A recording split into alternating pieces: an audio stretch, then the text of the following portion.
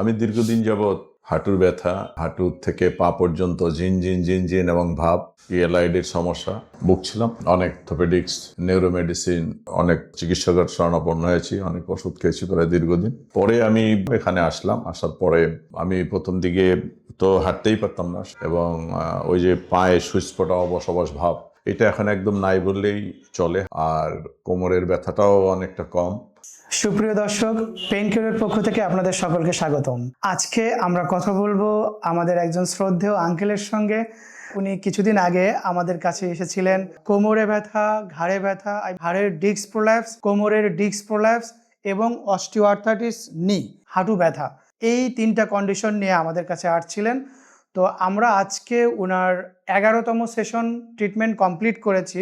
আজকে আমাদের এই পেইনকিউর উত্তরা সেন্টারে ওনার ট্রিটমেন্ট নিয়ে আজকে পর্যন্ত উনি কেমন আছেন এবং ওনার অনুভূতিটা আমরা ওনার কাছ থেকেই শুনবো।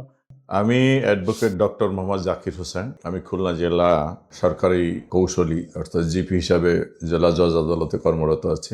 আমি দীর্ঘদিন যাবৎ হাঁটুর ব্যথা, হাঁটু থেকে পা পর্যন্ত ঝিনঝিন এবং ভাব, ইএলআইডির সমস্যা, মেরুদণ্ডের সমস্যা ইত্যাদি স্পাইনাল কর্ডের বিভিন্ন সমস্যা নিয়ে ভুগছিলাম। অনেক অর্থোপেডিক্স, নিউরোমেডিসিন, অনেক চিকিৎসকের শরণাপন্ন হয়েছি, অনেক ওষুধ খেয়েছি প্রায় দীর্ঘদিন। পরে আমি এখানে আসলাম। আসার পরে আজকে আমার 11টা সেশন শেষ হলো। তো আমি প্রথম দিকে তো হাঁটতেই পারতাম না, এখন আল্লাহ রহমতে সেই অবস্থা থেকে আমি 30% রিকভারি হয়েছে বলে আমি ধারণা করছি।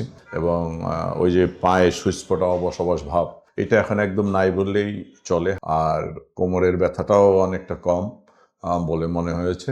এবং এখানকার যে আমার চিকিৎসক ডক্টর কৌশিক ডালি, তার নিবিড় তত্ত্বাবধানেই মূলত আমার এই চিকিৎসাটা হয়েছে।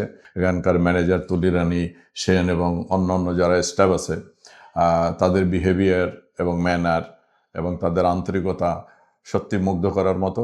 আঙ্কেলের আরও একটা ব্যাপার ছিল, যেটা ঘাড়ের ডিস্ক প্রোল্যাপস বলেছিলাম। সেক্ষেত্রে ওনার হাতের নার্ভনেস ছিল, মানে হাতে উনি সিগনেচারের ব্যাপারটা বা হাতের অবশ ব্যাপারটা, কোনো অনুভূতিও উনি ওইভাবে ঠান্ডা গরমের অনুভূতিও বুঝতেন না।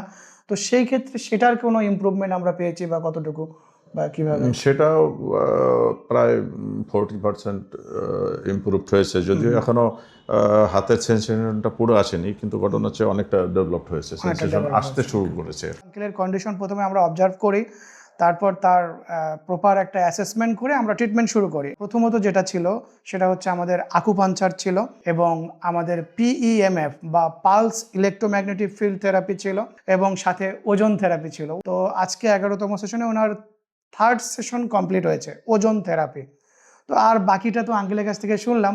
আমাদের এখানে খুবই উন্নত মানের এবং অ্যাডভান্স ট্রিটমেন্ট আছে, যেটা আপনাকে প্রপার অ্যাসেসমেন্ট করে ট্রিটমেন্ট প্ল্যানটা করা হবে। এবং সেক্ষেত্রে যেহেতু আঙ্কেল তার নিজে মুখে বললেন, আর উনি একজন উচ্চ পদস্থ সরকারি কর্মকর্তা, উনি নিজেই বললেন, তো যেহেতু উনি এখানে একটা ফেথ ওনার আছে, তো আপনারাও চাইলে আসতে পারেন আমাদের সঙ্গে যোগাযোগ করে। ধন্যবাদ সবাইকে।